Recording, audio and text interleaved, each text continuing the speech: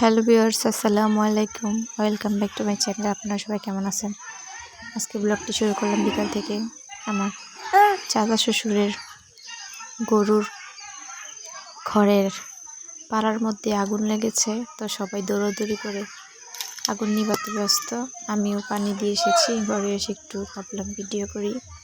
তো এখানে কলা গাছের জন্য সেই রকমভাবে দেখা যাচ্ছে না, শুধু ধোঁয়া দেখা যাচ্ছে আর মানুষ দেখা যাচ্ছে। এখানে পরের দিন রান্না করতে চলে আসলাম।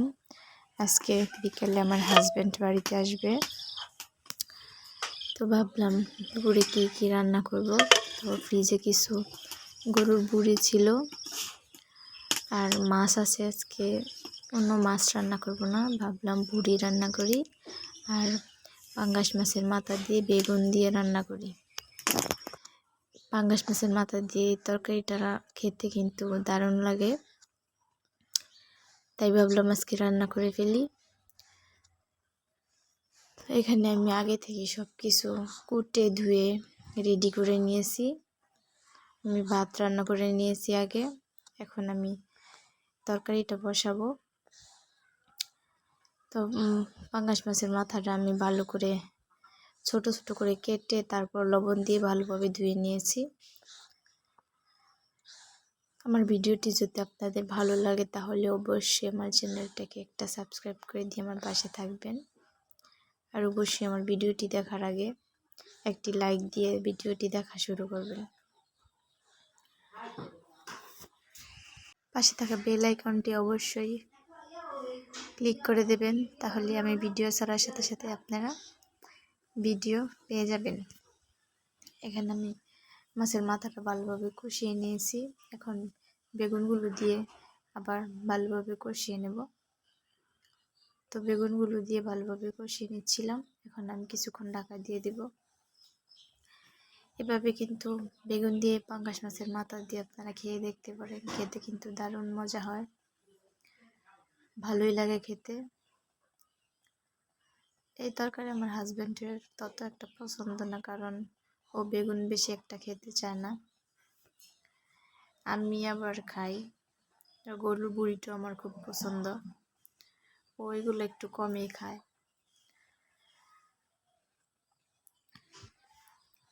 এখানে আমি আজকে আমার চুলায় রান্না বসাই নাই, আমার মেজো যায় রান্না শেষ হয়ে গেছে আমার আগে, তো ভাবলাম ওর চুলায় বসাই দেই।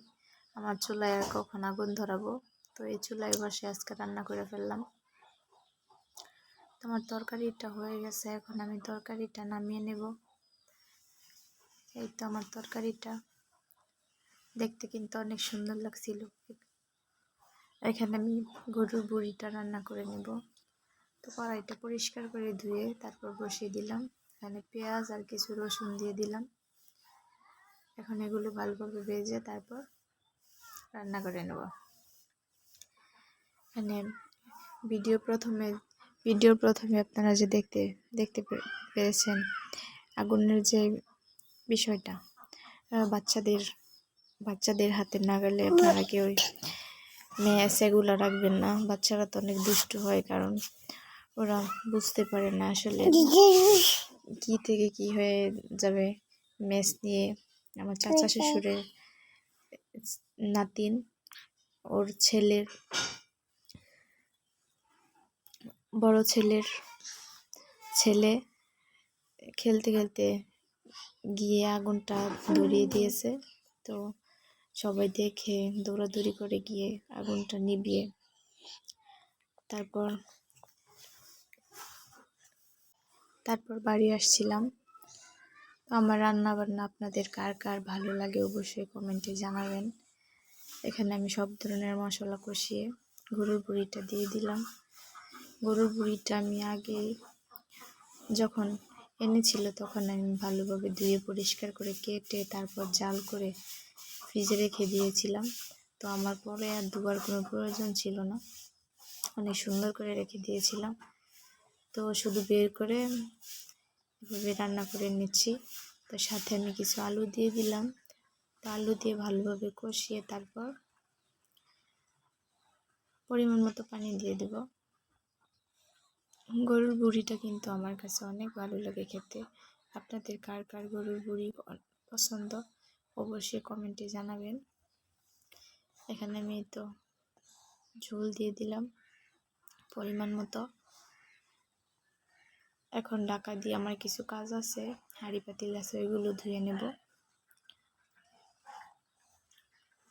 তো এখানে আমি রান্নাও করছিলাম, ওইখানে দাঁড়িয়ে দাঁড়িয়ে হাঁড়ি পাতিল ধুয়ে রেখে দিচ্ছিলাম। এই তো পানিটা কিছু শুকিয়ে গেছে, অনেক আগুন চলছিল, তো আমি খড়িটা উঠিয়ে নিলাম।